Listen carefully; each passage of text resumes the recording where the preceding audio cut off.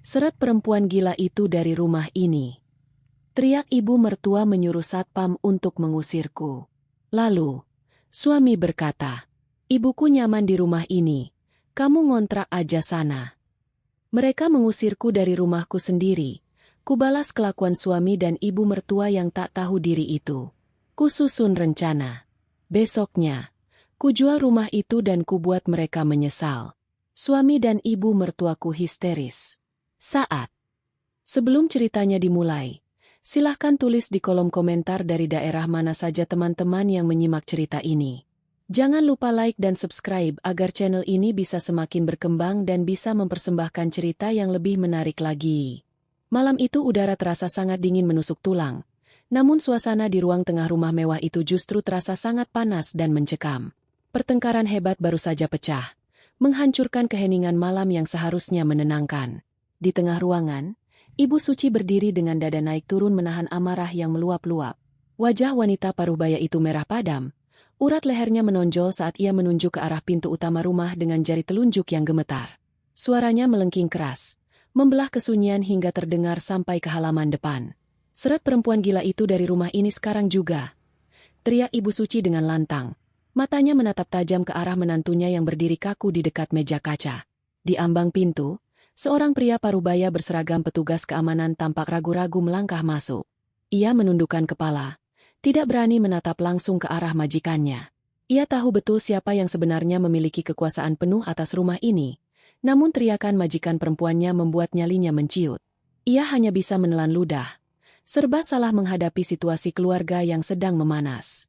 Di saat yang sama, Danu, pria yang seharusnya menjadi pelindung bagi istrinya, justru berdiri bersandar santai di dekat dinding. Ia melipat kedua tangannya di depan dada, menatap istrinya dengan pandangan meremehkan dan penuh kebencian.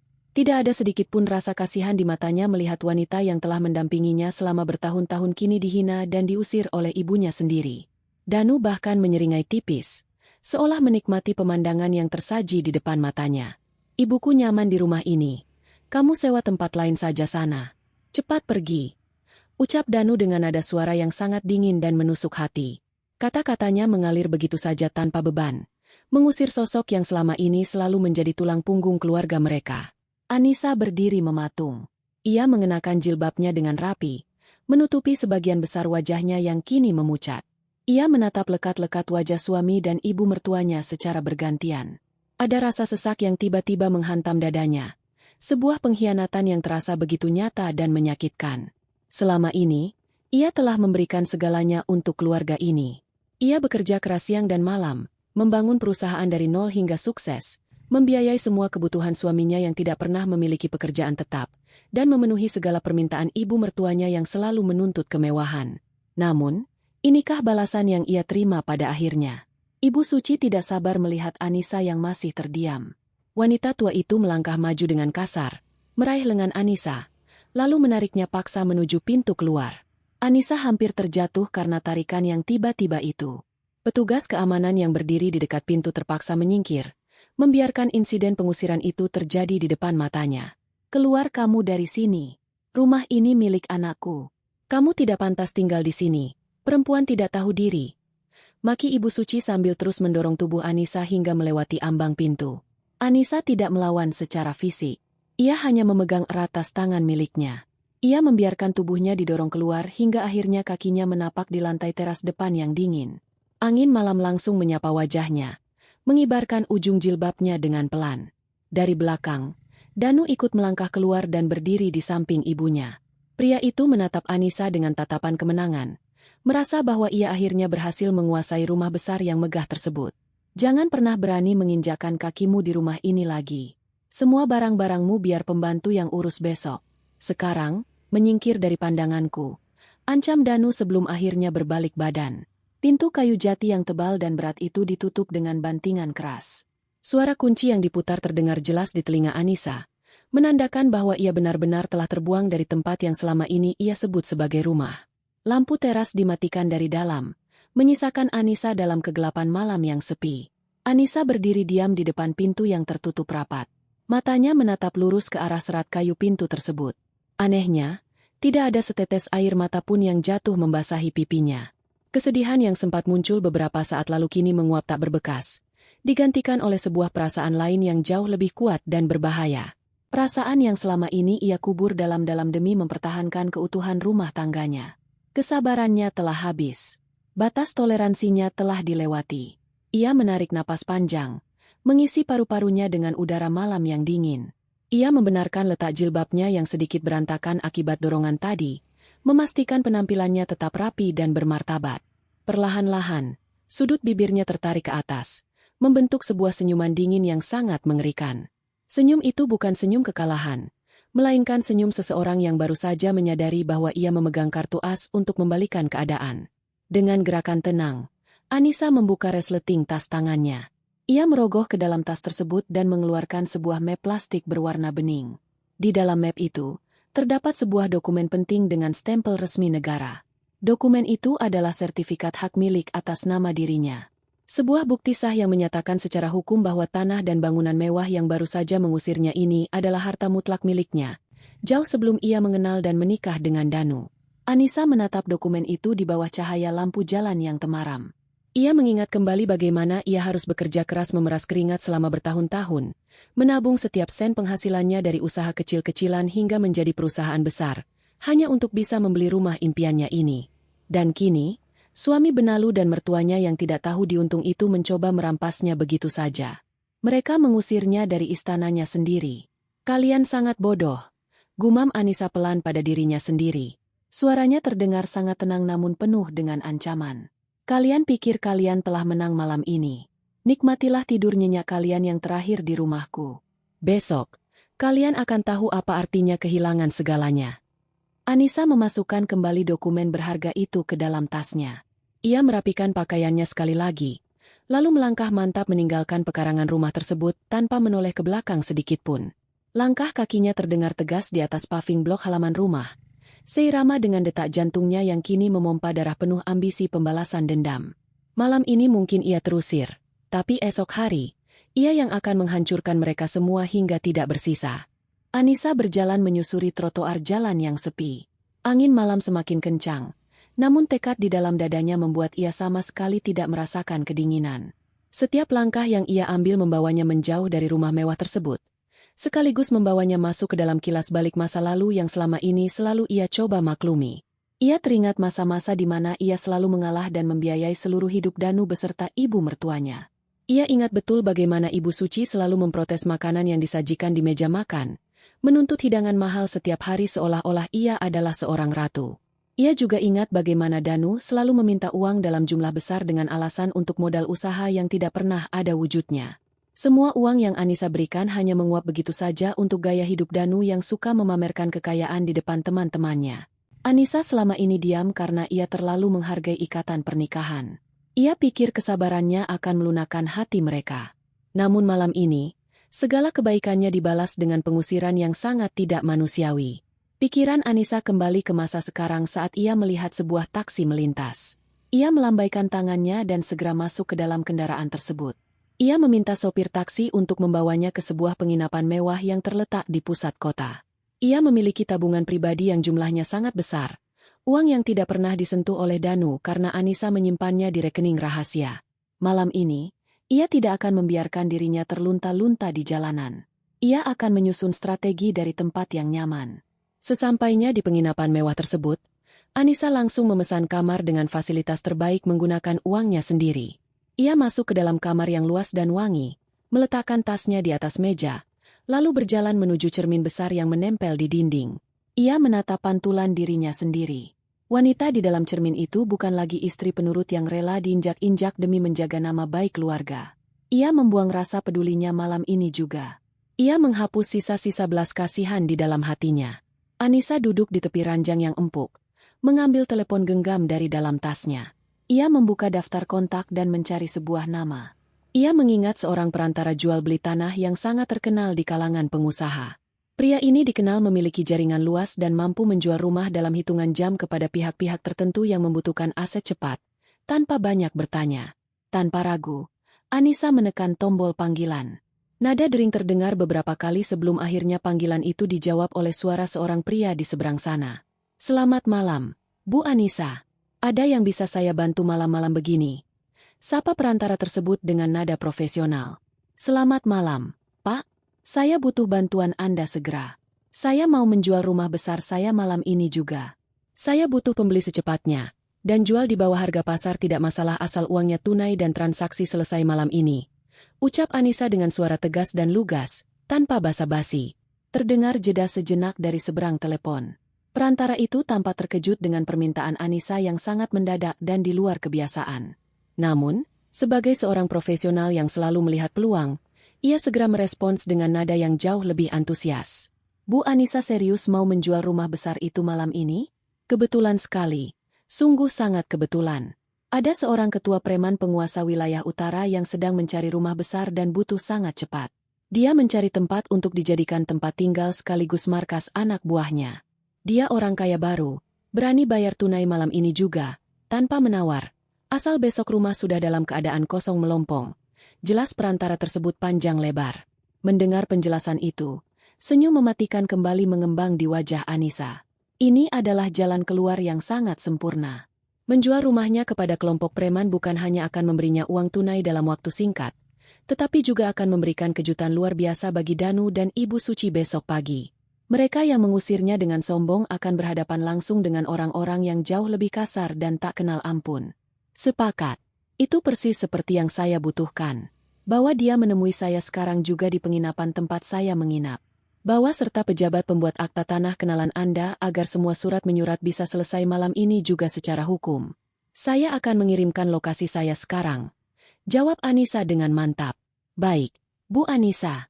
Saya akan segera menghubungi pembeli tersebut dan membawa pihak berwenang. Kami akan tiba di sana dalam waktu kurang dari 1 jam. Siapkan semua dokumen aslinya. Balas perantara tersebut sebelum menutup panggilan. Anissa meletakkan telepon genggamnya di atas pangkuannya. Ia memandang keluar jendela kamar penginapan, melihat kelap-kelip lampu kota yang seolah menjadi saksi bisu kebangkitannya. Keputusannya sudah bulat. Menjual rumah hasil jerih payahnya sendiri memang sedikit menyakitkan. Namun rasa sakit itu tidak ada apa-apanya dibandingkan dengan kepuasan yang akan ia dapatkan saat melihat kehancuran orang-orang yang telah mengkhianatinya. Ia telah menyiapkan panggung pertunjukan yang sangat spektakuler untuk esok hari, dan ia tidak sabar melihat bagaimana Danu dan Ibu Suci akan bereaksi saat kenyataan pahit menampar wajah mereka dengan keras. Semuanya sudah diatur dengan rapi. Malam ini adalah awal mula dari pembalasan dendam yang sesungguhnya. Titik balik di mana tangisan keputusasaan berubah wujud menjadi tawa kemenangan yang mutlak. Waktu terus berjalan lambat di dalam kamar penginapan tersebut. Anissa duduk dengan tenang di atas sofa empuk. Tatapannya lurus ke arah pintu masuk. Ketukan keras akhirnya terdengar, memecah keheningan malam. Anissa bangkit dari tempat duduknya, merapikan letak jilbabnya, dan melangkah dengan pasti untuk membuka pintu. Di balik pintu, berdiri 3 orang pria yang belum pernah ia temui sebelumnya. Pria pertama adalah perantara jual beli tanah yang tadi ia hubungi. Pria kedua tampak berpakaian sangat rapi sambil memegang sebuah tas kerja yang tampak tebal. Ia adalah pejabat pembuat akta tanah. Pria ketiga, yang berdiri paling depan, memiliki postur tubuh yang sangat besar, kekar, dengan wajah beringas dan beberapa bekas luka gores di pipinya. Pria ini memancarkan aura mengintimidasi yang sangat kuat. Sangat cocok dengan deskripsi seorang ketua preman. Selamat malam, Bu Anissa. Saya membawa pihak-pihak yang kita bicarakan tadi. Sapa sang perantara dengan nada sopan sambil menundukkan kepalanya sedikit. Silakan masuk. Jawab Anissa singkat sambil menggeser tubuhnya, memberikan jalan bagi ketiga pria tersebut untuk masuk ke dalam kamar penginapannya yang luas. Ketiga pria itu melangkah masuk dan mengambil tempat duduk di ruang tamu kamar penginapan. Sang ketua preman duduk dengan posisi mengangkang, menatap Anissa dengan tatapan menyelidik dari ujung kepala hingga ujung kaki. Ia tampak sedikit terkejut melihat seorang wanita berjilbab rapi dan berwajah tenang berani melakukan transaksi jual-beli aset bernilai miliaran di tengah malam buta dengan orang seperti dirinya. Namun, ia tidak banyak berkomentar. Ia hanya meletakkan sebuah koper berukuran sangat besar di atas meja kaca yang memisahkan mereka. Bunyi logam yang beradu saat koper itu diletakkan menandakan betapa beratnya isi di dalamnya. Saya tidak suka membuang waktu. Saya dengar Anda butuh uang cepat dan ingin melepas rumah itu malam ini juga. Apakah surat-suratnya sudah siap? Tanya sang ketua preman dengan suara serak dan berat, menembus langsung pada inti permasalahan tanpa basa-basi sedikit pun. Anissa mengangguk pelan.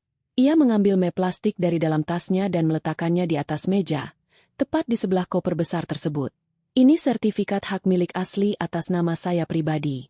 Tidak ada sengketa, tidak ada tanggungan utang ke pihak bank, dan murni harta bawaan saya sebelum saya menikah. Silakan Bapak pejabat pembuat akta tanah memeriksa keasliannya sekarang juga. Ujar Anissa dengan nada suara yang sangat tenang dan meyakinkan. Pria berpakaian rapi itu segera mengambil map tersebut, mengeluarkan dokumen di dalamnya, dan mulai memeriksanya dengan sangat teliti.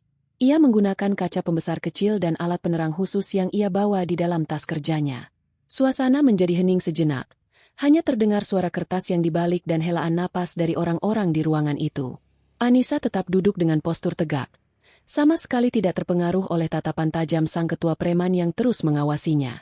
Ia tahu posisinya sangat kuat malam ini. Dokumen ini sepenuhnya asli dan sah secara hukum. Nama yang tertera adalah Anissa, dan status tanah serta bangunan ini 100% bersih dari segala macam bentuk sitaan atau masalah hukum lainnya. Proses pemindah tanganan bisa kita lakukan malam ini juga karena saya sudah membawa kelengkapan berkas blanko peralihan hak. Lapor pejabat pembuat akta tanah tersebut sambil merapikan kembali dokumen-dokumen itu. Sang ketua preman tersenyum lebar, memamerkan deretan giginya. Bagus. Saya suka cara kerja yang cepat dan bersih. Sesuai kesepakatan, saya membeli rumah ini di bawah harga pasar karena transaksi dilakukan secara mendadak. Setengah dari pembayaran ada di dalam koper ini dalam bentuk uang tunai. Dan setengahnya lagi akan saya kirim langsung ke rekening Anda malam ini juga. Silakan periksa uangnya. Kata ketua preman itu sambil membuka pengunci koper. Tutup koper terbuka, memperlihatkan tumpukan uang kertas pecahan besar yang tersusun sangat rapi hingga memenuhi setiap sudut koper. Jumlahnya sangat fantastis. Anissa bahkan tidak perlu repot-repot menghitungnya lembar demi lembar. Ia percaya pada reputasi orang-orang ini dalam dunia gelap. Mereka mungkin kasar, tapi mereka pantang menipu soal kesepakatan jual-beli tunai. Anissa memberikan nomor rekeningnya kepada ketua preman tersebut. Hanya dalam hitungan menit, telepon genggam Anissa bergetar. Sebuah pesan singkat masuk, menampilkan bukti pengiriman dana bernilai miliaran rupiah telah sukses masuk ke rekening pribadinya. Uang tunai dan dana yang masuk rekening sudah sesuai dengan kesepakatan kita. Sekarang, mari kita selesaikan bagian hukumnya, ucap Anissa tegas. Pejabat pembuat akta tanah segera mengeluarkan berkas-berkas yang harus ditandatangani. Ia menjelaskan secara singkat namun pada tentang pasal-pasal peralihan hak kepemilikan. Anissa mengambil pena, membaca sekilas dokumen tersebut, lalu membubuhkan tanda tangannya di atas kertas materai dengan gerakan tangan yang sangat mantap. Tidak ada keraguan sedikit pun. Tidak ada penyesalan yang tersirat di wajahnya. Setelah Anissa selesai, giliran sang ketua preman yang menandatangani berkas tersebut. Dengan bubuhan tanda tangan itu, rumah besar yang megah tersebut secara resmi bukan lagi milik Anissa. Kepemilikannya telah berpindah tangan kepada pria berwajah garang di hadapannya ini.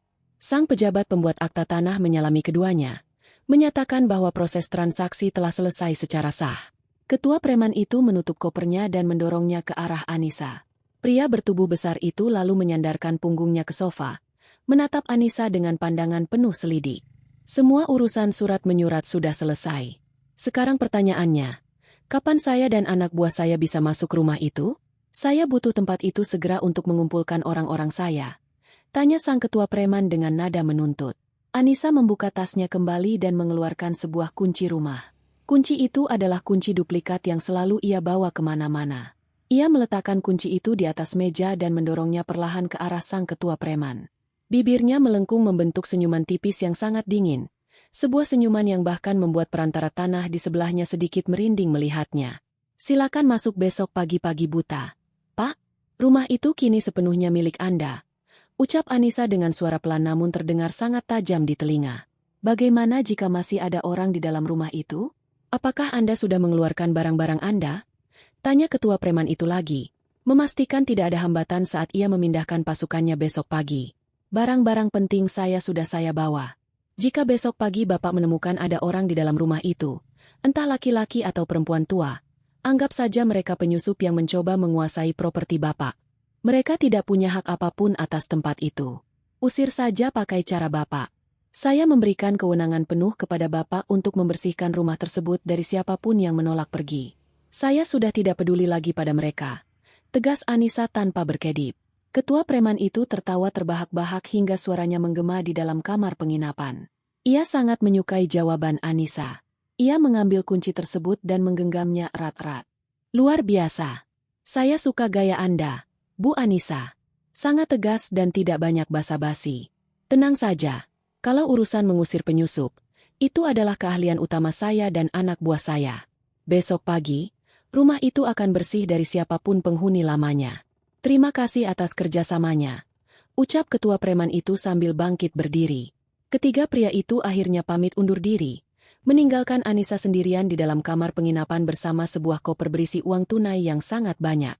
Begitu pintu tertutup, Anissa menghembuskan napas panjang. Ia berjalan mendekati jendela, memandang jauh ke arah hiruk-pikuk kota di malam hari. Ia telah melepaskan segalanya. Ikatan masa lalunya telah putus malam ini juga bersamaan dengan tanda tangan di atas kertas perjanjian tersebut. Kini, ia hanya perlu duduk manis dan menunggu matahari terbit. Pertunjukan utama akan segera dimulai dalam beberapa jam ke depan.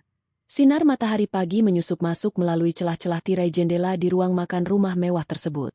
Suasana pagi itu terasa sangat berbeda bagi Danu dan Ibu Suci. Tidak ada kecanggungan, tidak ada rasa bersalah. Yang ada hanyalah perasaan lega dan kemenangan yang luar biasa. Di atas meja makan besar berbahan kayu jati, tersaji berbagai macam hidangan sarapan mewah yang khusus dipesan oleh Ibu Suci dari restoran ternama.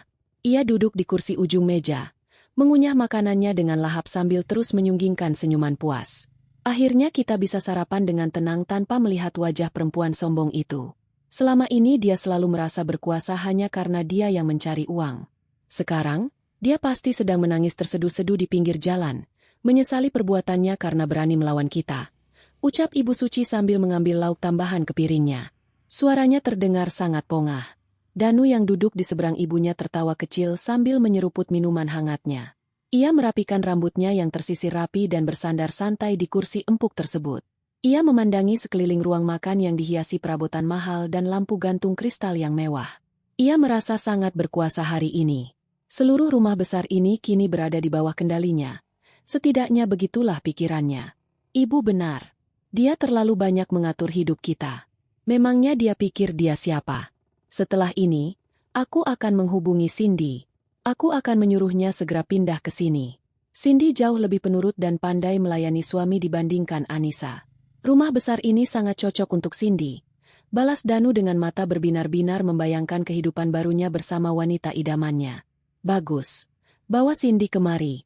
Ibu juga jauh lebih menyukai Cindy. Dia pandai mengambil hati ibu. Biarkan saja si Anissa itu membusuk di luar sana.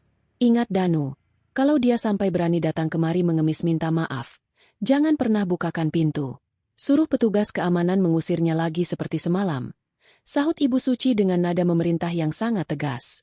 Mereka berdua larut dalam lamunan kebahagiaan palsu mereka, membanggakan rencana masa depan di atas penderitaan orang lain. Namun, kebahagiaan mereka tidak bertahan lama. Saat Ibu Suci baru saja hendak menyuapkan potongan daging ke dalam mulutnya, sebuah suara gemuruh yang sangat bising tiba-tiba terdengar dari arah luar rumah. Suara itu begitu keras hingga membuat cangkir di atas meja makan sedikit bergetar. Gemuruh itu terdengar seperti suara deru mesin kendaraan berat dalam jumlah banyak. Suaranya semakin lama semakin mendekat dan bising. Danu mengerutkan keningnya, meletakkan sendoknya dengan kasar. Suara ribut apa itu di luar sana? Mengganggu orang sarapan saja, gerutu Danu dengan kesal. Belum sempat Danu bangkit dari kursinya untuk memeriksa, terdengar suara benturan yang sangat keras. Suara itu terdengar seperti besi beradu dengan besi, diikuti oleh suara engsel patah yang memekakkan telinga. Pagar utama rumah yang tinggi dan kokoh itu baru saja didobrak paksa dari luar. Ibu Suci terlonjak kaget dari kursinya. Wajahnya berubah pucat pasi. Danu, apa yang terjadi di luar? Coba kamu periksa cepat. Apakah ada kecelakaan lalu lintas di depan rumah kita? Perintah Ibu Suci dengan suara bergetar karena panik. Danu segera berlari keluar dari ruang makan, melintasi ruang tamu, dan membuka pintu utama. Matanya terbelalak lebar melihat pemandangan di pekarangan rumahnya. Dua buah truk berukuran besar terparkir secara sembarangan di halaman, melindas taman bunga kesayangan ibunya hingga hancur berantakan. Pagar besi utama rumah tampak penyok dan terbuka lebar. Dari dalam truk-truk tersebut, turun belasan pria berbadan kekar, berwajah beringas, dan berpakaian preman. Mereka membawa balok kayu dan linggis di tangan mereka. Mereka berteriak-teriak dengan suara kasar, mengusir petugas keamanan rumah yang mencoba menghalangi mereka. Petugas keamanan itu lari terbirit-birit ketakutan melihat jumlah mereka yang sangat banyak dan beringas. Melihat kekacauan itu, amarah Danu langsung tersulut. Ia merasa otoritasnya sebagai tuan rumah sedang diinjak-injak. Tanpa berpikir panjang tentang bahaya yang ada di depannya, Danu melangkah maju ke teras dan membentak sekumpulan pria tersebut dengan suara lantang. "Hei, siapa kalian?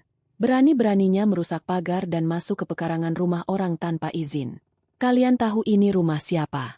Pergi dari sini sekarang juga sebelum saya memanggil pihak berwajib," teriak Danu sambil menunjuk-nunjuk ke arah sekumpulan pria beringas itu. Ia berusaha tampil berani, meskipun kakinya sedikit gemetar melihat balok kayu yang mereka bawa. Mendengar teriakan Danu, kerumunan pria beringas itu tiba-tiba terbelah menjadi dua. Dari tengah kerumunan, majulah sang ketua preman yang semalam bertemu dengan Anissa. Pria bertubuh raksasa itu melangkah dengan santai sambil mengisap rokok dalam-dalam. Ia menatap Danu dari atas ke bawah dengan pandangan merendahkan yang luar biasa. Ia menghentikan langkahnya tepat di depan anak tangga teras, berhadapan langsung dengan Danu yang mulai menelan ludah karena ketakutan melihat postur tubuh lawannya. "Rumah orang kau bilang?" Suara berat ketua preman itu menggelegar, mematikan nyali Danu seketika. Pria raksasa itu membuang puntung rokoknya dan menginjaknya kuat-kuat. Ia lalu merogoh kantong celananya dan mengeluarkan sebuah gulungan kertas tebal. Dengan gerakan kilat yang tidak sempat dihindari oleh Danu, ketua preman itu mengayunkan gulungan kertas tersebut dan menampar wajah Danu dengan sangat keras. Suara tamparan itu terdengar nyaring. Danu terhuyung mundur sambil memegangi pipinya yang memerah akibat pukulan gulungan kertas yang keras itu. "Ini rumahku sekarang. Buka matamu lebar-lebar dan baca nama di surat tanah ini," bentak ketua preman itu sambil membuka paksa gulungan kertas di depan wajah Danu.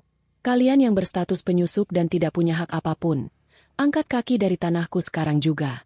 Kalian punya waktu 5 menit untuk keluar, atau anak buahku yang akan menyeret kalian dan melempar barang-barang kalian ke jalanan raya." Danu mematung, pandangannya terkunci pada tulisan yang tertera di dokumen resmi tersebut. Jantungnya berdegup sangat kencang, nyaris melompat keluar dari dadanya.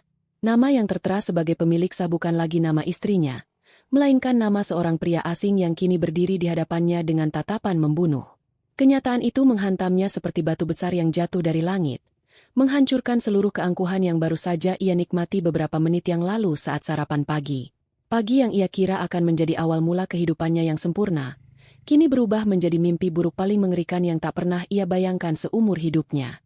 Suasana di halaman rumah yang dulunya tenang itu kini berubah menjadi kekacauan total yang tak terkendali. Ibu Suci menjerit-jerit histeris saat melihat beberapa orang pria berbadan tegap mulai masuk ke dalam ruang tamu dan mengangkat televisi layar lebar serta guci pajangan mahal miliknya. Wanita parubaya itu mencoba menghalangi mereka dengan merentangkan kedua tangannya. Namun para pria itu sama sekali tidak peduli. Mereka bergerak dengan sangat cepat dan efisien, seolah sudah terbiasa melakukan pembersihan paksa terhadap bangunan yang telah berpindah tangan. Danu berdiri mematung di tengah ruangan dengan wajah yang sangat pucat, seolah-olah seluruh darah di tubuhnya telah mengalir turun ke kaki. Ia masih memegang gulungan sertifikat yang diberikan oleh ketua preman tadi, namun matanya menatap kosong ke arah deretan perabotan yang satu persatu dibawa keluar. "Danu, lakukan sesuatu. Jangan diam saja seperti patung. Mereka mengambil barang-barang kita. Ini pencurian. Danu, panggil polisi sekarang juga," teriak Ibu Suci dengan suara serak karena terlalu banyak menjerit. Ia berlari ke arah anaknya dan mengguncang-guncang bahu Danu dengan sangat keras, berusaha menyadarkan pria itu dari keterkejutannya yang mendalam. Danu tersentak. Napasnya tersengal-sengal seolah ia baru saja berlari sangat jauh. Dengan tangan yang sangat gemetar, ia merogoh kantong celananya dan mengambil telepon genggam miliknya. Ia tidak menelepon polisi, melainkan mencari nomor telepon Anissa. Di dalam kepalanya, ia masih tidak percaya bahwa Anissa memiliki keberanian sebesar itu untuk menjual rumah ini tanpa sepengetahuannya. Ia merasa dikhianati, padahal dialah yang pertama kali mengusir istrinya dengan sangat kejam semalam. Setelah beberapa nada dering, panggilan itu akhirnya dijawab oleh Anissa. Suara Anissa terdengar sangat tenang, sangat kontras dengan keributan yang sedang terjadi di latar belakang tempat Danu berdiri. "Anissa, apa yang kamu lakukan? Siapa orang-orang beringas ini yang berani masuk rumah kita dan membawa barang-barang? Kamu gila ya? Kamu menjual rumah ini tanpa bicara padaku. Kamu menipu kami semua, Anissa," teriak Danu dengan nada suara yang penuh dengan kemarahan dan ketakutan yang bercampur menjadi satu. Di seberang telepon, Anissa sedang berada di sebuah tempat perawatan kecantikan yang sangat tenang dan harum. Ia baru saja menyelesaikan perawatan wajahnya dan kini sedang menikmati teh hangat di ruang tunggu yang sepi. Ia menyandarkan punggungnya di kursi kulit yang empuk, mendengarkan teriakan suaminya dengan senyuman tipis yang dingin di bibirnya. Ia sudah memperkirakan reaksi ini, dan ia merasa sangat puas mendengarnya. Tenanglah, Danu. Jangan berteriak seperti orang yang kehilangan akal sehat. Aku tidak menipu siapapun. Aku hanya melakukan apa yang menjadi hakku sebagai pemilik sah rumah itu. Kamu harus ingat satu hal yang sangat penting. Danu, rumah itu aku beli dengan uang hasil keringatku sendiri jauh sebelum aku mengenalmu. Secara hukum, itu adalah harta bawaanku yang tidak bisa kamu ganggu-gugat. Karena semalam kamu dan ibumu sudah mengusirku dari sana, maka untuk apa lagi aku mempertahankan rumah itu? Aku lebih memilih menjualnya kepada orang yang benar-benar membutuhkannya. Jawab Anissa dengan suara yang sangat tegas dan lugas. Danu terdiam 1000 bahasa. Kalimat Anissa menghantamnya tepat di ulu hati. Ia tahu betul bahwa secara hukum Anissa benar, namun selama ini ia selalu merasa bahwa sebagai suami, ia memiliki hak penuh atas segala harta yang dimiliki istrinya. Ia sudah terlalu lama hidup nyaman dengan fasilitas dari Anissa hingga ia lupa diri dan menganggap semua kemewahan itu adalah miliknya. Tapi ini keterlaluan. Anissa, setidaknya bicarakan dulu baik-baik. Sekarang Ibu Suci ketakutan. Dia hampir pingsan karena orang-orang bertato itu terus mengancam kami. Kamu tidak punya hati ya? Di mana rasa kasihanmu pada ibu mertuamu sendiri? Bagaimana bisa kamu setega ini membiarkan kami diusir seperti binatang oleh orang-orang jahat itu? Danu kembali berteriak, berusaha menggunakan rasa iba untuk melunakkan hati Anissa. Anissa tertawa kecil. Suara tawanya terdengar sangat meremehkan di telinga Danu. Rasa kasihan? Apakah kalian memiliki rasa kasihan saat menyeretku keluar rumah di tengah malam yang dingin? Apakah ibumu memiliki hati saat dia menyuruh satpam memperlakukanku seperti orang gila? Dan kamu, Danu, di mana perlindunganmu untukku saat itu? Kamu justru menyuruhku pergi dan menyewa rumah lain karena ibumu lebih nyaman di sana. Sekarang, biarlah ibumu merasa nyaman di pinggir jalan raya. Itu bukan lagi urusanku. Aku akan melaporkanmu ke polisi. Anissa, aku akan menuntutmu atas dasar penipuan dan perbuatan tidak menyenangkan. Kamu tidak akan bisa lepas dari jeratan hukum setelah memperlakukan suami dan ibu mertuamu seperti ini. Ancam Danu dengan suara yang gemetar. Ia mencoba menggertak, berharap Anissa akan takut dan membatalkan transaksi rumah tersebut. Namun, Anissa sama sekali tidak gentar. Ia justru menarik napas panjang dan memberikan balasan yang jauh lebih mematikan. Silakan saja lapor polisi. Danu, aku justru sangat menunggu saat-saat itu. Tapi sebelum kamu pergi ke kantor polisi, sebaiknya kamu periksa pesan yang baru saja aku kirimkan ke telepon genggammu. Di sana ada dokumen yang sangat menarik untuk kamu baca sebelum kamu membuat laporan. Danu segera menjauhkan telepon dari telinganya dan melihat sebuah pesan masuk dari Anissa. Ia membuka dokumen tersebut dan matanya membelalak lebar. Itu adalah rincian bukti aliran dana dari rekening perusahaan milik Anissa ke sebuah rekening pribadi atas nama Danu selama setahun terakhir. Jumlahnya sangat fantastis, dan di sana tertera dengan jelas bahwa dana tersebut diambil melalui manipulasi laporan keuangan perusahaan. Itu adalah bukti mutlak penggelapan dana perusahaan yang dilakukan oleh Danu secara diam-diam. Laporlah ke polisi sekarang juga. Danu, kita lihat siapa yang akan lebih dulu memakai baju tahanan. Apakah aku yang menjual properti milikku sendiri secara sah? Atau kamu yang sudah mencuri uang perusahaanku bernilai miliaran rupiah untuk membiayai gaya hidupmu yang boros itu? Aku sudah memiliki semua bukti dokumen dan saksi dari bagian keuangan yang kamu ancam selama ini. Sekali aku menekan tombol lapor, hidupmu akan berakhir di dalam penjara. Ancam Anissa dengan nada suara yang sangat mematikan. Danu merasa seluruh tenaganya hilang seketika. Telepon genggam di tangannya hampir saja terjatuh ke lantai. Ia tidak menyangka bahwa Anissa selama ini sudah mengetahui perbuatannya dan menyimpan bukti-bukti tersebut dengan sangat rapi. Ia pikir ia sudah sangat cerdik dalam menyembunyikan jejaknya. Namun ternyata ia hanyalah mangsa yang sedang dipermainkan oleh Anissa. Di depannya, ketua preman itu kembali mendekat dengan wajah yang semakin tidak sabar. Waktu kalian sudah habis. Keluar sekarang atau aku akan menggunakan kekerasan. Teriak ketua preman itu sambil menggebrak meja makan kayu jati hingga retak. Danu menatap Ibu Suci yang kini menangis terseduh-seduh sambil memeluk tas mewahnya. Tidak ada jalan keluar lagi. Keangkuhan yang mereka bangun selama bertahun-tahun kini runtuh dalam hitungan menit. Mereka benar-benar telah ditampar oleh kenyataan pahit yang mereka ciptakan sendiri. Anissa telah memenangkan babak ini dengan sangat telak, meninggalkan Danu dan ibunya dalam kehancuran yang tak berujung. Keadaan di depan rumah mewah itu kini menjadi tontonan warga sekitar. Banyak orang mulai berkumpul di pinggir jalan, berbisik-bisik sambil menunjuk ke arah halaman rumah yang kacau balau. Ibu Suci dan Danu akhirnya benar-benar diseret keluar oleh anak buah sang ketua preman. Tidak ada lagi sisa-sisa martabat pada diri wanita parubaya itu saat ia dipaksa melangkah melewati pagar rumahnya sendiri. Ia menangis meraung-raung, memohon agar mereka diberikan waktu lebih lama. Namun para pria berwajah sangar itu sama sekali tidak memedulikan air matanya. Barang-barang rongsokan ini jangan biarkan mengotori halamanku. Buang semuanya ke pinggir jalan raya.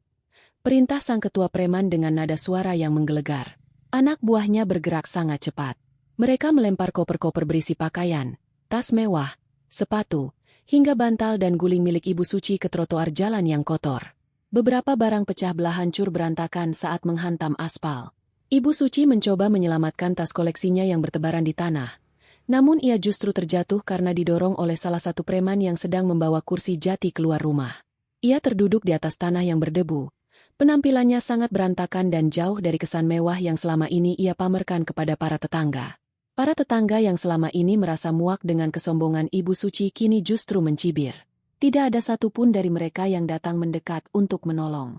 Mereka justru menikmati pemandangan jatuhnya keluarga yang selama ini selalu menganggap orang lain lebih rendah dari mereka. Beberapa orang bahkan secara terang-terangan menertawakan nasib malang yang menimpa Danu dan ibunya. Mereka tahu betul bagaimana Anissa diperlakukan selama ini, dan bagi mereka, ini adalah sebuah keadilan yang sangat nyata. Danu berdiri di samping tumpukan barang-barangnya dengan wajah yang tertunduk malu. Ia mencoba menutupi wajahnya agar tidak dikenali oleh orang-orang yang lewat, namun usahanya sia-sia. Ia merasa seperti seorang pecundang yang tidak memiliki harga diri lagi. Di tengah keputusasaannya, ia mencoba menggunakan kartu debitnya untuk memesan kendaraan umum melalui aplikasi, namun layar teleponnya justru menunjukkan pesan kesalahan yang menyatakan bahwa akses ke rekeningnya telah diblokir. Ia mencoba rekening lainnya, namun hasilnya tetap sama. Anissa, sebagai pemilik utama perusahaan dan pemegang kendali atas keuangan keluarga, telah memutus seluruh akses dana yang selama ini Danu nikmati. Ibu, semua rekeningku diblokir oleh Anissa. Kita tidak punya uang tunai sama sekali sekarang. Bagaimana ini? Kita bahkan tidak bisa memesan tempat menginap sementara, ucap Danu dengan nada suara yang penuh dengan keputusasaan. Ibu Suci mendongak. Matanya merah karena terlalu banyak menangis. Lalu kita harus bagaimana? Danu? Semua barang kita ada di pinggir jalan seperti sampah. Ibu malu. Danu, ibu tidak mau tinggal di jalanan seperti gelandangan. Hubungi teman-temanmu, atau siapa saja yang bisa menolong kita. Danu mencoba menghubungi beberapa temannya yang selama ini sering ia traktir makan mewah, namun tidak ada satupun yang mengangkat teleponnya. Begitu mereka tahu bahwa Danu sedang dalam masalah besar dan kehilangan hartanya, mereka semua menghilang seperti ditelan bumi. Di tengah kebuntuan itu, tiba-tiba sebuah mobil mewah yang sangat mengkilap berhenti tepat di depan tumpukan barang-barang mereka. Mobil itu tampak sangat mahal dan berkelas, jauh lebih mewah dari kendaraan apapun yang pernah dimiliki Danu sebelumnya. Hati Danu tiba-tiba dipenuhi oleh harapan. Ia mengenal mobil itu. Itu adalah mobil milik Cindy, wanita yang selama ini menjadi kekasih gelapnya dan menjadi alasan utama mengapa ia mengusir Anissa. Danu yakin bahwa Cindy datang untuk menyelamatkannya. Ia berpikir bahwa Cindy, yang selama ini selalu bersikap manis dan manja kepadanya, akan bersedia menampungnya dan ibunya di apartemen milik wanita itu. Ibu, lihat, itu Cindy. Syukurlah dia datang tepat waktu. Dia pasti sudah mendengar kabar ini dan datang untuk menjemput kita. Kita selamat, Ibu. Ucap Danu dengan wajah yang tiba-tiba menjadi cerah. Ia bahkan sempat merapikan pakaiannya yang sedikit kotor sebelum melangkah mendekati mobil tersebut. Danu berdiri di depan pintu mobil dengan senyuman lebar di wajahnya. Cindy, syukurlah kamu datang. Rumah ini sudah dijual oleh Anissa, dan kami diusir paksa. Tolong bawa kami ke tempatmu dulu. Aku akan menjelaskan semuanya nanti. Kita akan mencari cara untuk membalas perbuatan Anissa bersama-sama, kata Danu dengan nada yang sangat penuh harap. Kaca mobil perlahan-lahan turun, memperlihatkan wajah Cindy yang tertutup riasan tebal. Namun, tidak ada raut kekhawatiran atau rasa cinta di wajah wanita itu. Yang ada hanyalah tatapan yang sangat dingin, penuh dengan kebencian dan rasa jijik yang luar biasa. Cindy menatap Danu seolah-olah pria itu adalah tumpukan sampah yang baunya sangat menyengat. "Cindy, kenapa kamu menatapku seperti itu? Ayo, buka pintunya. Ibu Suci juga ada di sini. Dia sedang sakit." Lanjut Danu, mulai merasa ada sesuatu yang salah. Cindy justru mendengus kasar. "Jangan pernah sebut namaku dengan mulut kotor itu. Danu, aku sudah dengar semuanya.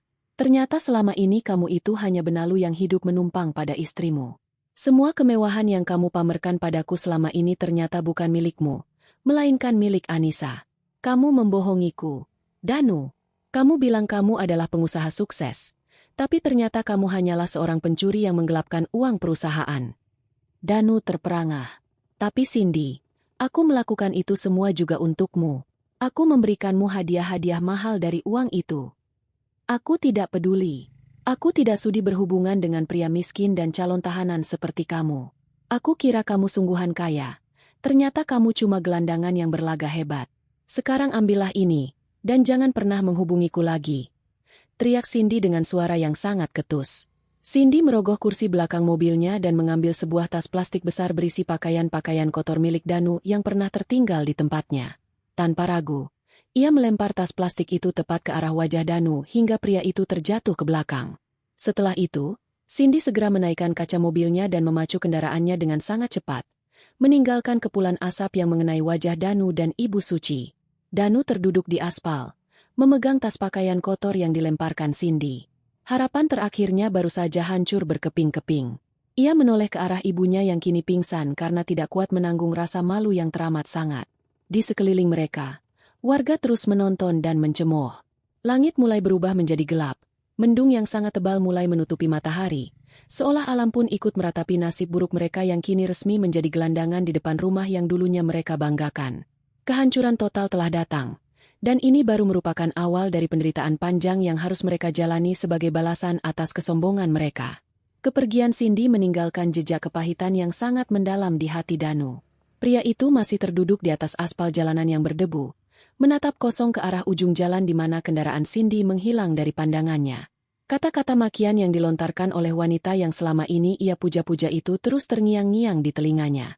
Cindy dengan sangat jelas dan kejam menyatakan bahwa ia hanya mengincar harta kekayaan yang selama ini Danu pamerkan. Wanita itu sama sekali tidak memiliki perasaan cinta yang tulus kepadanya. Segala kemesraan, perhatian, dan kata-kata manis yang Cindy berikan selama ini ternyata hanyalah kebohongan besar demi mendapatkan kemewahan secara cuma-cuma. Danu menyadari betapa bodohnya ia karena telah membuang istri yang sangat setia dan pekerja keras demi seorang pengkhianat yang tamak. Di sebelahnya, Ibu Suci mulai tersadar dari pingsannya. Wanita paruh baya itu mengerang pelan, memegangi kepalanya yang terasa pusing akibat benturan ringan saat terjatuh tadi. Ia membuka matanya perlahan dan mendapati dirinya masih berada di pinggir jalan raya yang bising, dikelilingi oleh tumpukan barang-barang rumah tangga yang berserakan tidak karuan. Kenyataan bahwa ia kini tidak memiliki tempat tinggal kembali menghantam kesadarannya. Ia menatap Danu yang tampak begitu rapuh dan putus asa. Tidak ada lagi sosok anak laki-laki kebanggaannya yang selalu terlihat gagah dan berkuasa. Yang ada di hadapannya kini hanyalah seorang pria yang kehilangan segalanya akibat keserakahannya sendiri. "Danu, kenapa kamu diam saja? Di mana Cindy? Bukankah tadi dia datang untuk menjemput kita?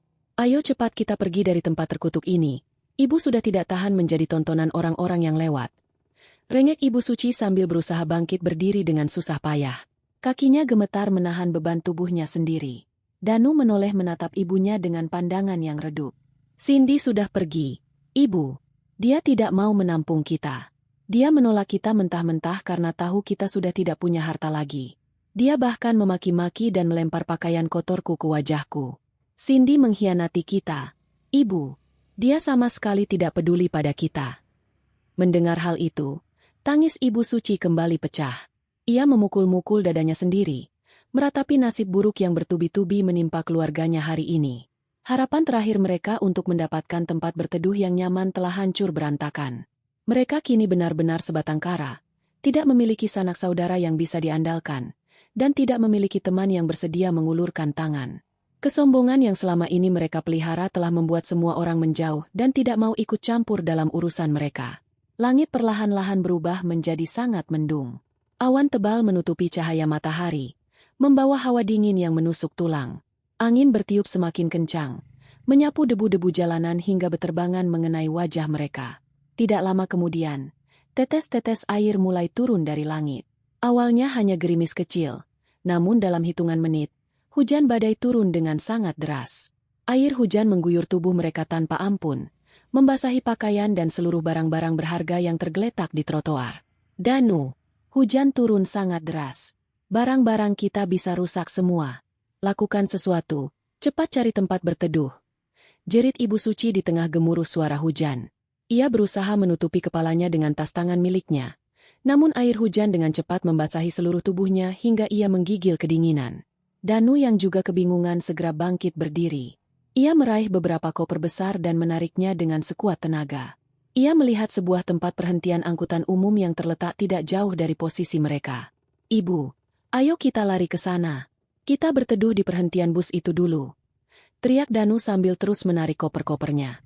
Mereka berdua berlari menembus hujan deras, meninggalkan sebagian besar perabotan yang terlalu berat untuk dibawa.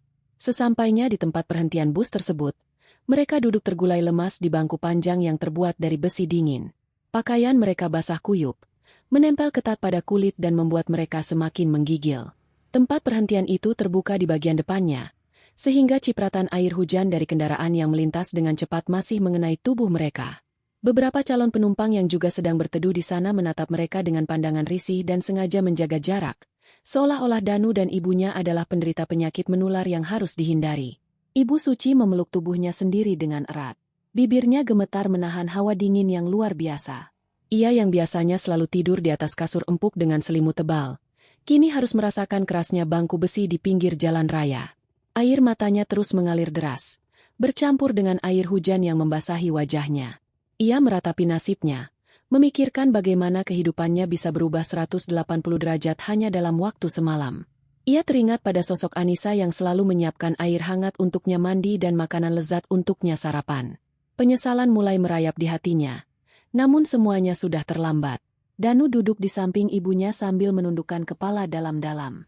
Ia memegangi telepon genggamnya yang untungnya sempat ia simpan di dalam saku bagian dalam jaketnya sehingga tidak terlalu basah. Pikirannya buntu.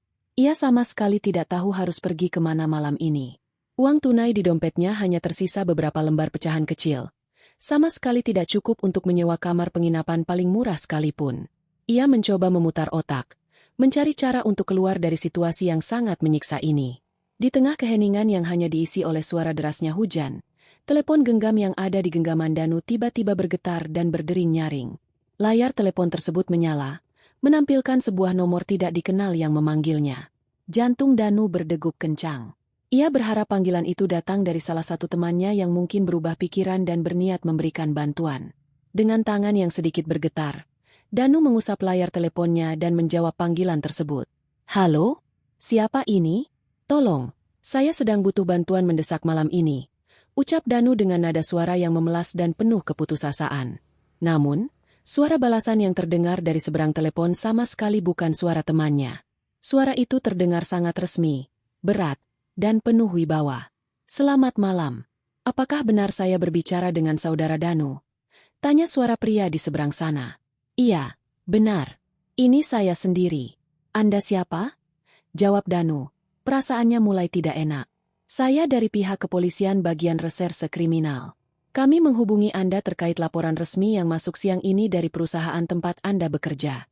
Anda dilaporkan atas tuduhan tindakan penipuan dan penggelapan dana perusahaan dalam jumlah yang sangat besar.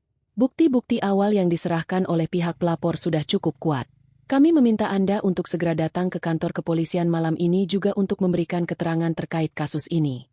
Jika Anda menolak atau mencoba melarikan diri, kami akan segera menerbitkan surat perintah penjemputan paksa. Posisi Anda saat ini sudah kami pantau." Jelas petugas kepolisian tersebut dengan nada yang sangat tegas dan mengintimidasi.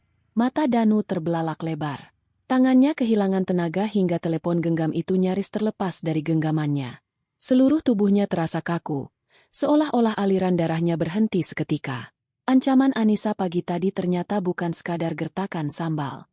Wanita itu benar-benar telah melaporkannya ke pihak berwajib dan menyerahkan seluruh bukti kejahatannya. Hujan badai di sekitarnya terasa semakin mencekam, Seakan-akan alam semesta ikut menghukumnya atas segala perbuatan jahat yang telah ia lakukan. Tidak ada tempat lagi untuk bersembunyi. Pengadilan hukum sudah menantinya, siap untuk merenggut sisa kebebasan yang ia miliki. Bulan-bulan berlalu sejak malam yang sangat menyiksa di tempat perhentian bus itu. Kehidupan Danu dan Ibu Suci telah berubah menjadi neraka yang nyata. Gedung pengadilan negeri yang berdiri megah dengan pilar-pilar besarnya kini menjadi saksi bisu puncak kehancuran mereka. Suasana di ruang tunggu pengadilan itu sangat ramai oleh orang-orang yang berlalu lalang mengurus berbagai perkara hukum. Namun Danu merasa sangat rasing di tengah keramaian tersebut. Hari ini adalah hari penentuan. Hari di mana sidang putusan untuk dua perkara besar yang menjeratnya akan dibacakan, perkara perceraian dan perkara pidana penggelapan dana perusahaan. Danu duduk termenung di salah satu kursi kayu panjang di lorong ruang tunggu. Penampilannya sangat jauh berbeda dibandingkan masa-masa kejayaannya dulu. Tubuhnya terlihat sangat kurus. Tulang pipinya menonjol keluar, dan matanya cekung dengan lingkaran gelap di sekelilingnya. Pakaian yang ia kenakan tampak lusuh dan kebesaran. Tidak ada lagi pakaian bermerek mahal yang dulu selalu ia banggakan. Pergelangan tangannya saling bertaut, menahan rasa gugup yang luar biasa. Setiap kali pintu ruang sidang terbuka, jantungnya berdegup kencang karena ketakutan. Di sampingnya, Ibu Suci duduk bersandar dengan tubuh yang sangat lemah. Penyakit yang bersarang di tubuh wanita tua itu semakin parah akibat beban pikiran dan kondisi tempat tinggal mereka yang sangat tidak layak. Sejak seluruh harta disita dan rekening diblokir, mereka terpaksa menyewa sebuah kamar yang sangat sempit di pinggiran kota. Ibu Suci terus-terusan terbatuk-batuk, memegangi dadanya yang terasa sesak. Ia menatap lantai dengan pandangan kosong, tidak lagi memiliki tenaga untuk marah atau menyombongkan diri. Keangkuhannya telah diremukan hingga menjadi debu oleh kerasnya kenyataan hidup. Dari ujung lorong pengadilan, terdengar suara langkah kaki yang teratur dan tegas. Kehadiran sekelompok orang tersebut seketika menarik perhatian banyak pasang mata di ruang tunggu. Anissa berjalan dengan sangat anggun dan penuh wibawa, diapit oleh dua orang pengacara kepercayaannya. Ia mengenakan pakaian yang sangat rapi dan tertutup. Jilbabnya menjuntai sempurna menutupi dada. Wajahnya terlihat sangat segar, bercahaya, dan memancarkan ketenangan yang luar biasa. Tidak ada sedikit pun gurat kesedihan atau penderitaan di wajahnya. Ia justru terlihat semakin sukses dan berkuasa setelah melepaskan diri dari belenggu keluarga suaminya. Melihat kedatangan Anissa, Danu seketika berdiri dari tempat duduknya. Tanpa memedulikan tatapan heran dari orang-orang di sekelilingnya, Danu berlari kecil menghampiri mantan istrinya tersebut. Para pengacara Anissa segera mengambil posisi siaga untuk melindungi klien mereka. Namun Anissa mengangkat tangannya, memberikan isyarat agar mereka membiarkan Danu mendekat. Ia ingin melihat sejauh mana pria yang dulu mengusirnya itu akan merendahkan harga dirinya hari ini. Danu berhenti tepat di depan Anissa. Kakinya tiba-tiba terasa lemas. Tanpa pikir panjang, pria itu menjatuhkan tubuhnya, berlutut di atas lantai keramik pengadilan yang dingin. Tangannya menyatu di depan dada, memohon belas kasihan dari wanita yang telah ia hancurkan hatinya. Anissa, aku mohon padamu, maafkan aku atas semua kesalahanku. Aku tahu aku sangat bodoh dan jahat karena telah mengusirmu dari rumah itu. Aku sangat menyesal. Anissa, tolong cabut laporan pidana itu. Aku mohon dengan sangat. Lihatlah ibuku, dia sedang sakit keras. Kami sudah tidak punya apa-apa lagi. Kami hidup sangat menderita setiap hari. Berikan aku satu kesempatan lagi untuk memperbaiki semuanya. Aku rela menjadi pesuruhmu asalkan kamu tidak memasukkan aku ke dalam penjara. Isak Danu dengan suara yang tersendat-sendat. Air matanya menetes jatuh ke lantai pengadilan, mencoba memancing rasa iba dari Anissa. Anissa menatap Danu yang bersimpuh di kakinya dengan pandangan yang sangat dingin dan tidak terbaca. Tidak ada sedikit pun rasa kasihan di hatinya melihat pemandangan menyedihkan tersebut. Ia tidak akan tertipu lagi oleh air mata buaya pria itu. Anissa perlahan-lahan menurunkan tubuhnya, berjongkok hingga wajahnya sejajar dengan wajah Danu. Ia menatap tajam langsung ke dalam mata pria yang dulu pernah ia hargai sebagai pemimpin keluarganya itu. Kamu memintaku untuk merasa kasihan melihat keadaan ibumu yang sedang sakit. Bisik Anissa dengan suara yang sangat pelan namun terdengar mengancam di telinga Danu. Apakah kalian merasa kasihan saat membuangku ke jalanan malam-malam? Kamu memohon kesempatan kepadaku sekarang? Peluang itu sudah hangus terbakar bersamaan dengan kalimat pengusiran yang keluar dari mulut ibumu. Danu terus menangis sesenggukan. Aku tahu aku salah, Anissa. Tapi hukuman ini terlalu berat untukku. Anissa tersenyum sangat tipis. Ia mencondongkan kepalanya sedikit lebih dekat dan melanjutkan bisikannya. Kamu ingat malam itu, Danu? Ibumu menyuruh petugas keamanan untuk menyeretku keluar dengan kasar. Kamu tahu di mana petugas keamanan itu sekarang? Dia sudah mengundurkan diri dari rumah besar itu saat pemilik barunya datang. Sekarang, dia bekerja di perusahaanku sebagai kepala keamanan yang gajinya jauh lebih besar dari uang jajan yang dulu selalu kamu minta dariku. Aku menyelamatkan orang-orang yang pantas diselamatkan. Dan kamu sama sekali tidak termasuk di dalamnya. Bersiaplah, Danu. Hari ini kamu akan resmi memakai baju tahanan. Setelah mengucapkan kalimat mematikan itu, Anissa kembali berdiri tegak.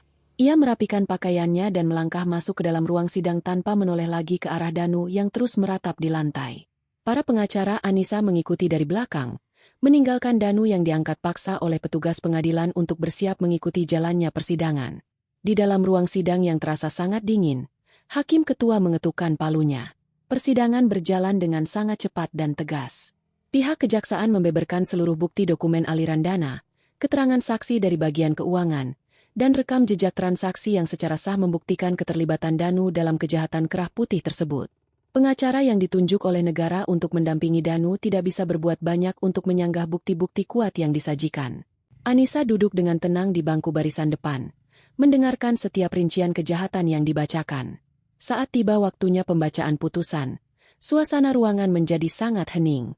Hakim ketua berdiri dan membacakan keputusannya dengan suara lantang. Danu secara sah dan meyakinkan terbukti bersalah melakukan tindakan penggelapan uang dalam jumlah besar. Ia dijatuhi hukuman kurungan penjara selama bertahun-tahun, ditambah dengan keharusan membayar denda yang sangat besar. Pada saat yang bersamaan, tuntutan perceraian yang diajukan oleh Anissa juga dikabulkan sepenuhnya oleh pengadilan. Ikatan pernikahan mereka resmi terputus selamanya di mata hukum. Ketukan palu hakim bergema keras di seluruh penjuru ruangan, mengunci nasib Danu di balik jeruji besi. Pria itu menundukkan kepalanya dalam-dalam. Air matanya jatuh tak tertahankan. Ia dibawa keluar dari ruang sidang oleh petugas dengan tangan terborgol. Saat melewati bangku tempat Anissa duduk, Danu sempat melirik ke arah mantan istrinya tersebut. Namun Anissa membuang mukanya ke arah depan. Balasan setimpal telah dibayar lunas hari ini. Keadilan telah berdiri tegak, memisahkan pemenang sejati dari para pecundang yang serakah. Hari berganti minggu, dan minggu berganti bulan. Waktu terus berjalan tanpa belas kasihan bagi mereka yang tengah menjalani hukuman dari perbuatannya sendiri. Di balik tembok tebal dan jeruji besi yang dingin, Danu merasakan siksaan hidup yang sesungguhnya. Ruang tahanan yang ia tempati sangat jauh dari kata nyaman. Lantainya selalu terasa lembab, udaranya pengap, dan aroma tidak sedap selalu menguar dari sudut ruangan. Danu yang selama bertahun-tahun terbiasa tidur di atas kasur empuk berlapis sutra kini harus meringkuk di atas lantai semen hanya dengan beralaskan tikar tipis yang kasar. Setiap malam, ia terbangun karena tubuhnya digigit serangga atau karena suara dengkuran sesama tahanan yang tidur berdesak-desakan di sekelilingnya. Tidak ada lagi pelayan yang membawakan sarapan ke tempat tidurnya, tidak ada lagi pakaian mahal yang menyelimuti tubuhnya, dan yang paling menyakitkan, tidak ada lagi harga diri yang tersisa di dalam dirinya. Di dalam penjara, Danu hanyalah tahanan biasa yang tidak memiliki kekuatan apapun. Tubuhnya yang dulu berisi kini menyusut drastis. Wajahnya dipenuhi jambang yang tidak terawat, dan matanya selalu memancarkan ketakutan yang mendalam. Ia menjadi sasaran empuk bagi narapidana lain yang lebih senior dan berbadan besar. Setiap hari, jatah makanannya selalu dirampas. Ia disuruh melakukan pekerjaan-pekerjaan kasar seperti menyikat kamar mandi beramai-ramai hingga mencuci pakaian kotor milik pemimpin sel tersebut. Jika ia menolak atau bekerja terlalu lambat, pukulan dan tendangan akan langsung mendarat di tubuhnya. Suatu siang yang terik, Danu duduk menyendiri di sudut ruang makan penjara. Ia memandangi piring seng di hadapannya yang hanya berisi sedikit nasi keras dan kuah sayur yang hambar. Perutnya berbunyi nyaring menahan lapar yang luar biasa.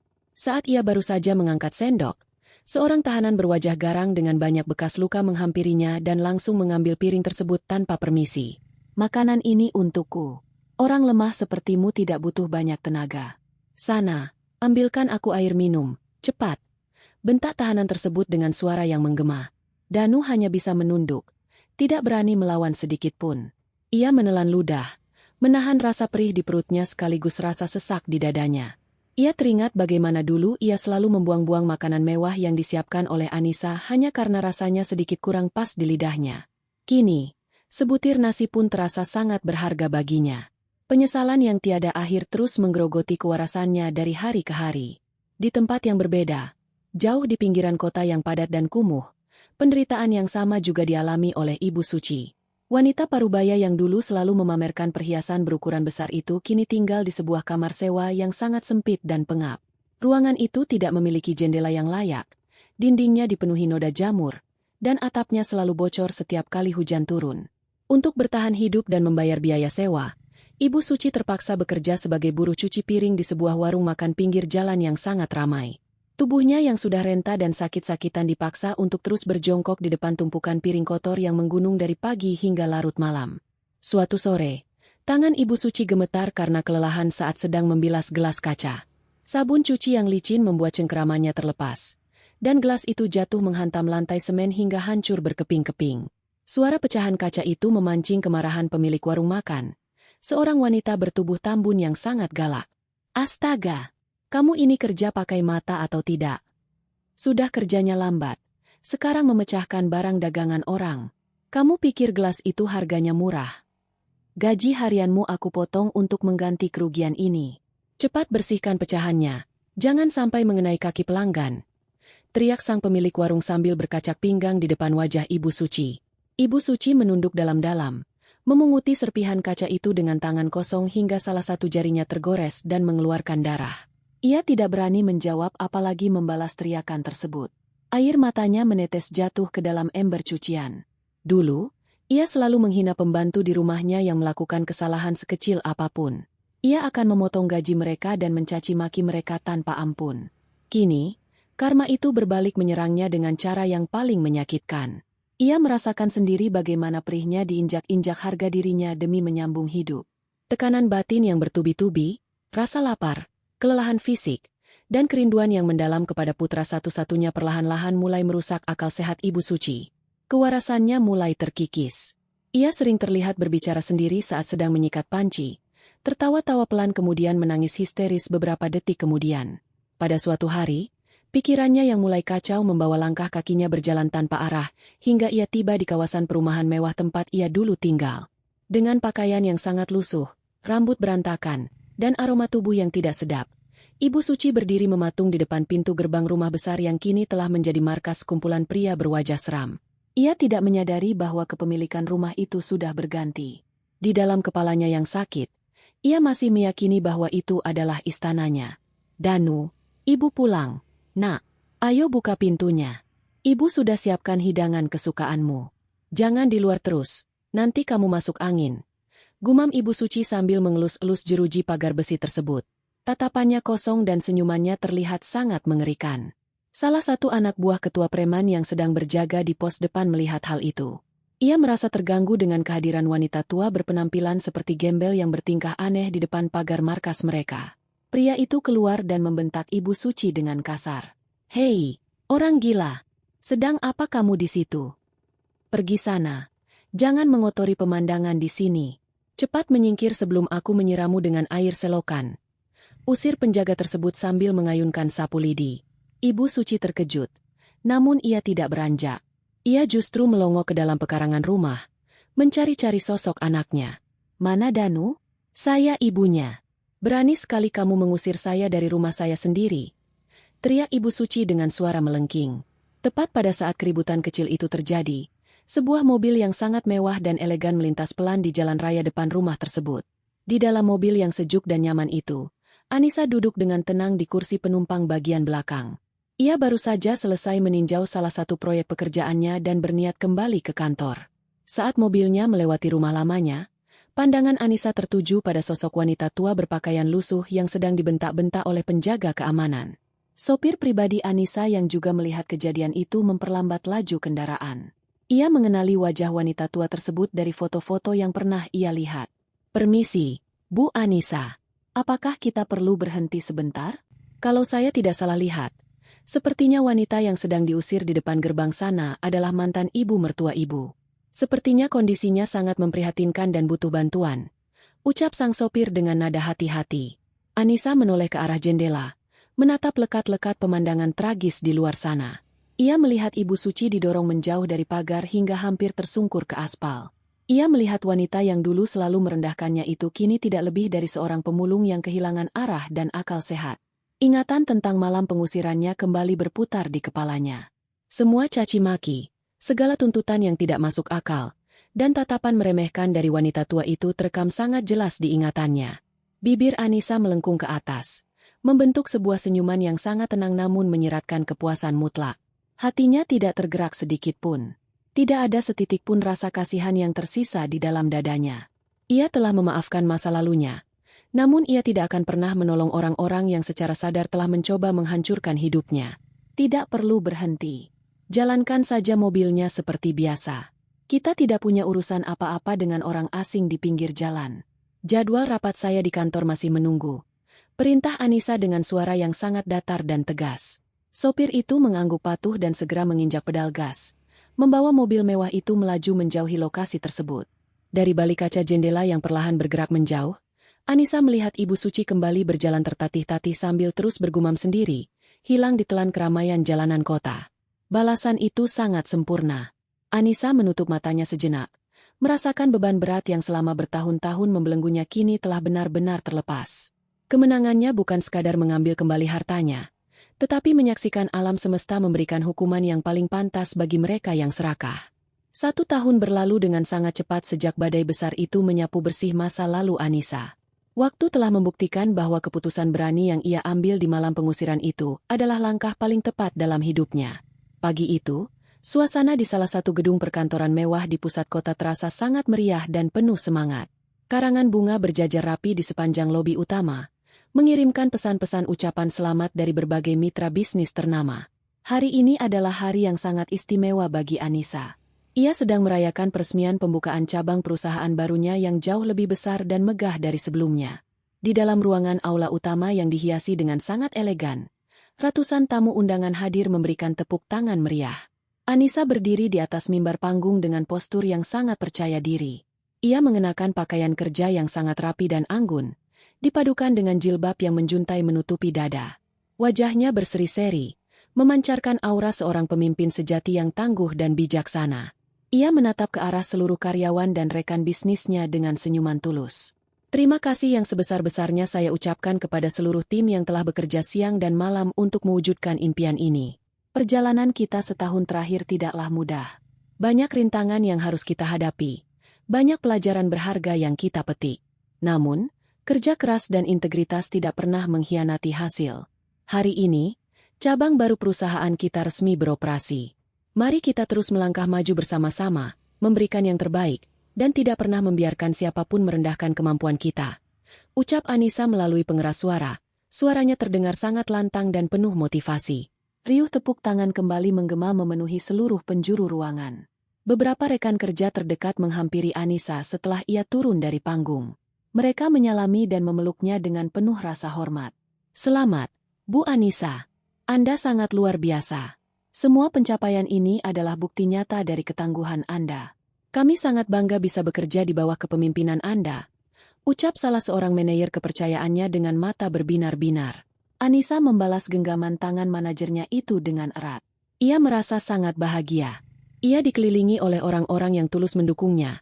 Orang-orang yang menghargainya karena kemampuan dan karakter kerjanya, bukan karena kekayaan yang ia miliki. Kehidupannya kini serasa sempurna, damai, dan tidak ada lagi sosok benalu yang terus menguras energi serta keuangannya. Sangat jauh dari kemeriahan dan kebahagiaan tersebut, di balik tembok penjara yang suram, Danu sedang mengalami titik terendah dalam hidupnya yang menyedihkan. Siang itu, perutnya benar-benar tidak bisa diajak kompromi. Ia belum makan makanan yang layak selama berhari-hari karena jatah makanannya selalu dirampas. Rasa lapar membuatnya nekat melakukan tindakan bodoh. Saat jam makan siang berlangsung, ia menyelinap ke meja tahanan lain dan mencoba mengambil sepotong roti yang tergeletak di sana. Sayangnya, perbuatannya itu tertangkap basah. Pemilik roti tersebut adalah seorang narapidana berbadan kekar yang sangat ditakuti. Tanpa banyak bicara, pria kekar itu mencengkeram kerah baju Danu dan melemparnya ke lantai dengan sangat kasar. Berani-beraninya kamu mencuri makananku, tikus got! Teriak pria kekar itu dengan penuh amarah. Detik berikutnya, pukulan dan tendangan mendarat bertubi-tubi di tubuh Danu yang sudah sangat kurus dan lemah. Ia meringkuk di lantai semen yang kotor, mencoba melindungi wajahnya dengan kedua tangannya. Ia menangis terseduh-seduh, memohon ampun dengan suara yang sangat menyayat hati, namun tidak ada satupun tahanan lain maupun penjaga yang peduli untuk melerai. Mereka semua hanya menonton penderitaan Danu dengan tatapan dingin. Darah segar menetes dari sudut bibirnya, dan rasa sakit di sekujur tubuhnya membuatnya nyaris kehilangan kesadaran. Di saat-saat penuh siksaan itu, bayangan wajah Anissa dan segala kemewahan yang dulu ia buang-buang kembali melintas di benaknya, menambah rasa perih yang teramat sangat di dalam dadanya. Sementara itu, nasib yang tidak kalah tragis juga sedang menimpa Ibu Suci di luar sana. Tepat di hari yang sama saat Anissa meresmikan perusahaannya, Ibu Suci sedang diseret paksa oleh pemilik kamar sewa sempit yang selama ini ia tempati. Wanita tua itu sudah tidak mampu lagi bekerja sebagai buruh cuci piring karena tubuhnya semakin melemah akibat penyakit menahun. Karena tidak ada pemasukan, ia sudah menunggak biaya sewa selama berbulan-bulan. Keluar kamu dari sini sekarang juga. Sudah berbulan-bulan kamu menumpang hidup gratis di tempatku. Kamu pikir bangunan ini milik nenek moyangmu? Angkat kaki, atau kubuang semua barang rongsokanmu ini ke tempat sampah. Bentak pria pemilik kamar sewa itu dengan wajah memerah karena marah. Pria itu menendang sebuah buntelan kain berisi pakaian-pakaian kotor milik Ibu Suci ke arah jalanan. Ibu Suci tersungkur di tanah berdebu, menangis meraung-raung memegangi kaki pria tersebut, memohon agar ia diberikan waktu 1 malam lagi untuk berteduh. Namun, pria itu menepis tangan Ibu Suci dengan kasar dan mengunci pintu kamar sewa dari luar. Ibu Suci ditinggalkan begitu saja di pinggir jalan gang yang kumuh, dikerumuni lalat, dan menjadi tontonan anak-anak kecil yang lewat. Tidak ada lagi rumah besar, tidak ada lagi perabotan mahal, dan kewarasannya pun telah menguap entah kemana. Ia benar-benar menjadi gembel yang menunggu ajal di pinggiran jalan. Kembali ke suasana kantor yang mewah, Anissa berjalan memasuki ruang kerja pribadinya yang baru. Ruangan itu sangat luas, dengan perabotan elegan dan sebuah jendela kaca raksasa yang menampilkan pemandangan seluruh kota dari ketinggian. Anissa meletakkan tas kerjanya di atas meja kayu yang mengkilap, lalu berjalan perlahan mendekati jendela tersebut. Ia menatap hamparan gedung-gedung tinggi di bawahnya, melihat kendaraan-kendaraan yang berlalu lalang seukuran semut. Angin sejuk berhembus dari pendingin ruangan, menyapa wajahnya yang cerah. Ia mengingat kembali perjalanan panjang yang penuh liku-liku, mulai dari pengorbanan yang tidak dihargai, pengusiran yang menyakitkan, hingga rencana balas dendam yang tersusun rapi. Ia tidak pernah mengotori tangannya sendiri untuk menghancurkan mantan suami dan mantan ibu mertuanya. Ia hanya memberikan jalan bagi keserakahan dan kebodohan mereka untuk menghancurkan diri mereka sendiri. Keserakahan selalu menemukan jalannya sendiri menuju kehancuran. Batin Anissa sambil menyandarkan bahunya ke bingkai jendela. Dan keadilan pada akhirnya selalu berpihak pada mereka yang mau berusaha dan bersabar. Rumah yang mereka rampas dari tanganku ternyata menjadi awal mula dari runtuhnya dunia mereka. Aku tidak pernah menyesal sedikit pun telah membukakan pintu kehancuran itu untuk mereka.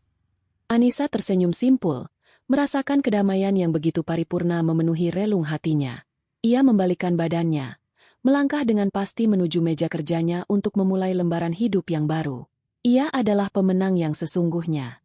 Keadilan telah ditegakkan dengan sangat adil tanpa ampun, membiarkan para pengkhianat itu hancur dan membusuk oleh perbuatan mereka sendiri di dasar jurang penyesalan. Kisah kelam masa lalu telah ditutup rapat-rapat, memberikan rasa puas yang tak terhingga karena setiap penderitaan telah terbayar lunas tanpa sisa sedikit pun. Sang tokoh utama kini hidup bahagia selama-lamanya, sementara bayang-bayang masa lalu terus menerima karmanya hingga akhir hayat.